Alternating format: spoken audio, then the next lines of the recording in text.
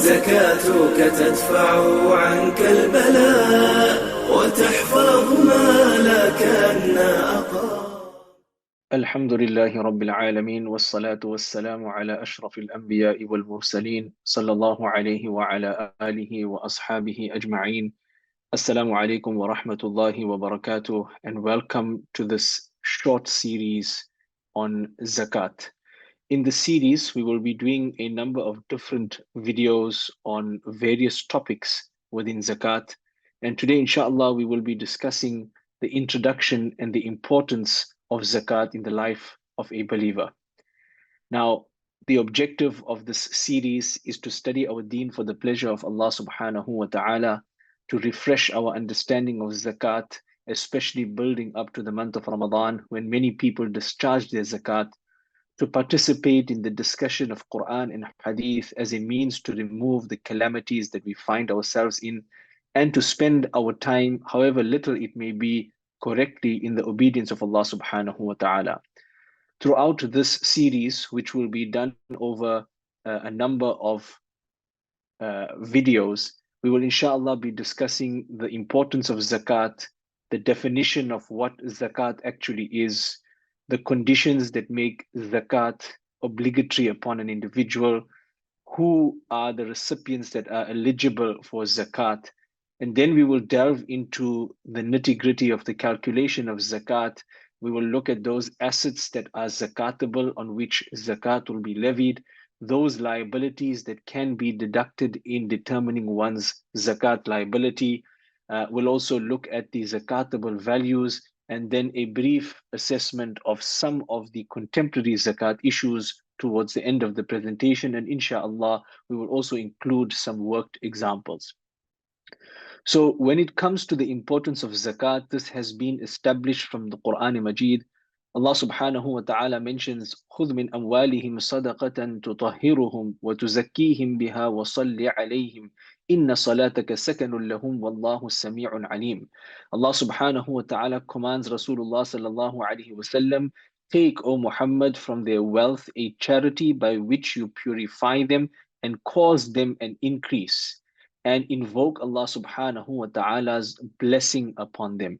This concept of zakat appears at least 32 times in the Quran Majid, and in the sequence of verses, whenever Allah subhanahu wa ta'ala is commanding the believers with various compulsory actions, generally it comes after the command of salah and before the other obligatory actions. Allah subhanahu wa ta'ala mentions, وَأَقِيمُوا الصَّلَاةَ وَآتُوا الزَّكَاةَ.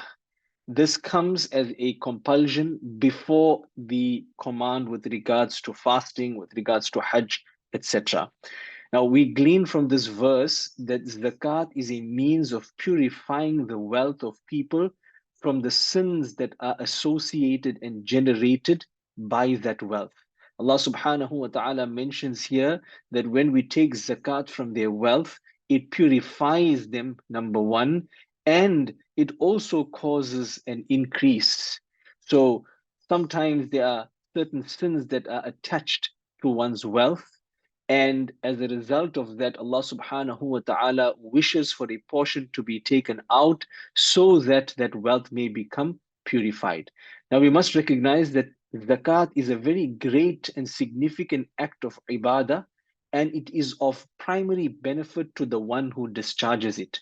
The objective of zakat is not only to empower the poor, but rather the primary objective is that, like our salah, like fasting, it is an act of ibadah for the one who discharges it.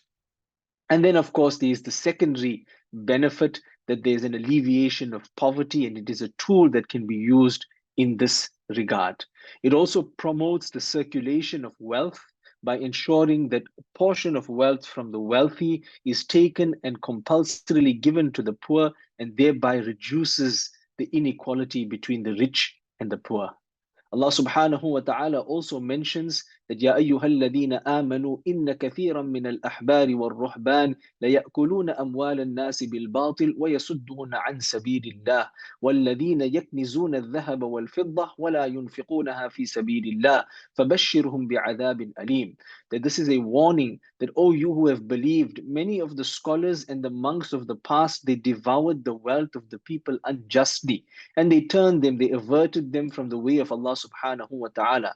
And those who, and this is the important part of this verse, and those who hoard gold and silver and spend it not in the path of Allah subhanahu wa ta'ala, فَبَشِّرْهُمْ, give them the tidings of a painful punishment.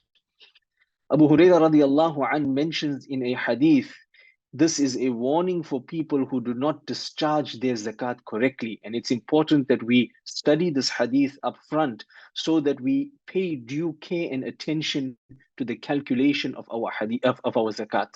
Rasulullah sallallahu alaihi wasallam mentions that man atahu Allahu malan falam yuaddi zakata, that whoever Allah subhanahu wa ta'ala has given wealth that is sufficient, upon whom zakat is now due, and he does not discharge this zakat, مثل له ماله شجاعا أقرع, that this wealth will then be made to appear before him on the day of Qiyamah as a large bald snake, which will have black spots over its eyes.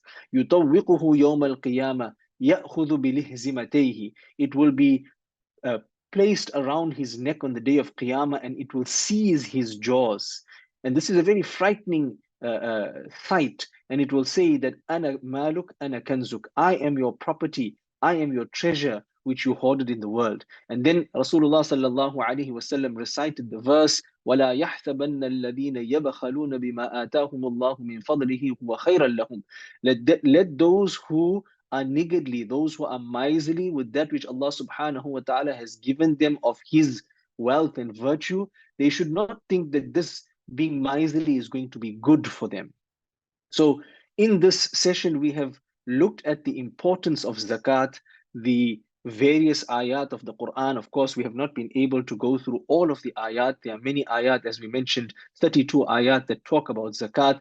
But this highlights the importance of zakat, and the ahadith of Rasulullah sallallahu alaihi wasallam. We've only looked at one, but there are many ahadith of Rasulullah sallallahu alaihi wasallam that issue stern warnings against the individual that withholds his zakat or does not discharge his zakat in full. But at the same time, when Allah subhanahu wa ta'ala warns us of a punishment, He also gives us the glad tidings that that person that discharges the zakat in full with a happy heart and doing it understanding that it is a great act of ibadah, there will be a lot of reward for that individual.